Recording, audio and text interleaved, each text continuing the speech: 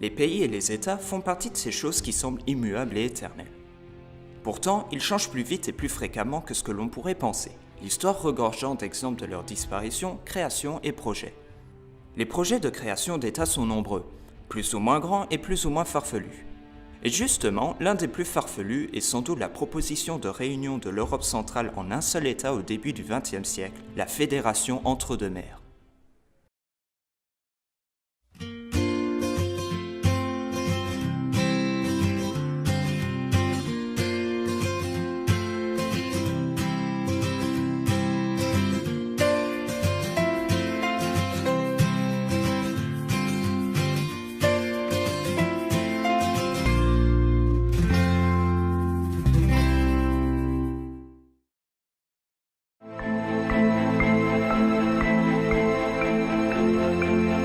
Józef Pilsudski était l'une des grandes figures politiques du XXe siècle.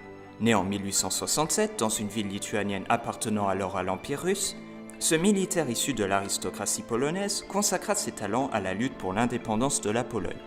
Il gagna en renommée par le biais d'actions anti-tsaristes, ce qui ne tarda pas à le mettre dans le collimateur des autorités qui le condamnèrent plusieurs fois, soit à l'exil, soit à la prison. L'aboutissement de son combat viendra avec la Première Guerre mondiale. À la tête de légions polonaises qu'il a créées, il combattit aux côtés des empires centraux contre la Russie et entra au gouvernement de la Régence de la Pologne, entité constituée à partir des territoires polonais de l'Empire russe, occupés par les empires centraux.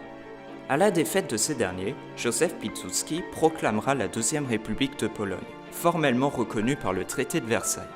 Chef d'État entre 1918 et 1921, il combattra les soviétiques lors de la guerre russo-polonaise et resta au pouvoir jusqu'à sa mort en 1935.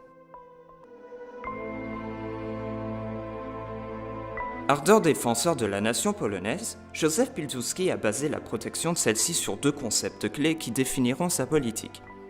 Le premier est le prométhéisme, qui visait à l'affaiblissement de l'Empire russe en faisant éclater son territoire en une multitude d'États nationaux. Cette idée se manifesta dès la période pré-Première Guerre mondiale, notamment lorsque Józef Pilsudski, ayant rejoint les rangs du PPS, un parti mélangeant idées marxistes et nationalisme polonais, mena campagne auprès du Japon pour un soutien à l'indépendance polonaise dans le contexte de la guerre russo-japonaise. Un autre exemple du prométhéisme serait la formation d'une branche paramilitaire du PPS lors de la révolution russe de 1905. Après la guerre, le prométhéisme se manifesta dans le soutien au mouvement indépendantiste à travers toute la Russie.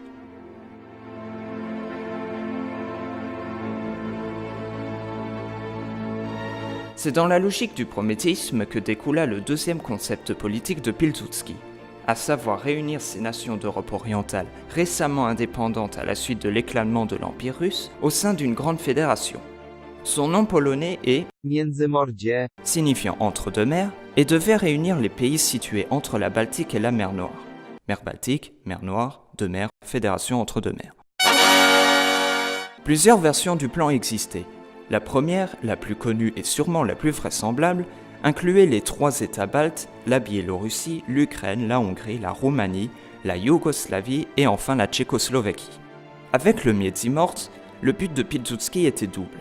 Non seulement affaiblir l'Union soviétique, mais aussi protéger la nation polonaise en lui rendant un niveau de puissance équivalent à celle qu'elle possédait au temps de l'Union de Pologne-Lituanie.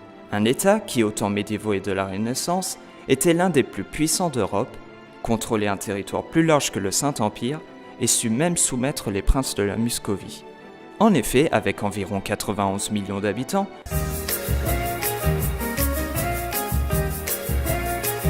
la fédération Międzymords aurait pu tenir tête à l'URSS et à l'Allemagne, qui pour Pilsudski étaient les deux plus grands antagonistes de la nation polonaise, et on ne peut pas dire qu'il avait tort. Le projet prométhéiste avait pour principale cible la Russie puis l'Union soviétique, mais la vision politique de Pilsudski concernait aussi l'Allemagne, antagoniste de la Pologne au même titre que la Russie depuis les partages, menace qui devint d'autant plus grande avec l'arrivée d'Adolf Hitler au pouvoir en 1933. Il n'est donc pas étonnant que la plus grande opposition au projet de la fédération Międzymords vint de ces deux pays. Mais l'opposition au projet ne s'arrêtait pas là. Les alliés occidentaux, coincés par leur vision politique du concert des nations héritée du Congrès de Vienne, ne tenaient pas à voir une Pologne trop puissante et une Allemagne trop faible. Seule la France était prête à accepter une Pologne suffisamment forte pour ennuyer l'Allemagne, mais Américains comme Britanniques pensaient la Pologne tout simplement incapable de maintenir un centre politique stable en Europe de l'Est, ne voyant que l'Allemagne et la Russie comme véritables puissances traditionnelles de l'Est. Les peuples invités à rejoindre la fédération, tels les Estoniens, Ukrainiens ou encore Lituaniens, furent eux-mêmes hostiles au projet.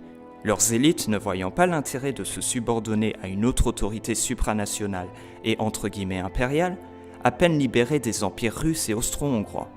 Enfin, l'opposition au projet de Pilsudski vint aussi de ses rivaux internes.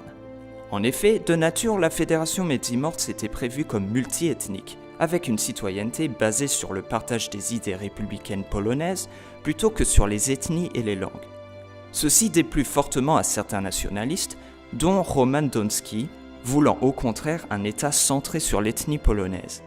Ainsi, au fil des événements, le projet de fédération sera peu à peu relégué au rang de fantasme et c'est l'Allemagne nazie et l'Union soviétique, les deux États que le projet cherchait justement à affaiblir, qui modèleront à leur convenance la géopolitique de l'Europe orientale, allant même jusqu'à se partager la Deuxième République polonaise entre eux à la veille de la Seconde Guerre mondiale. Il va sans dire qu'une telle entité aurait complètement changé le cours de la Seconde Guerre mondiale, façonnant un destin tout autre pour le monde. Et c'est d'ailleurs ce qui rend ces projets d'État particulièrement fascinants.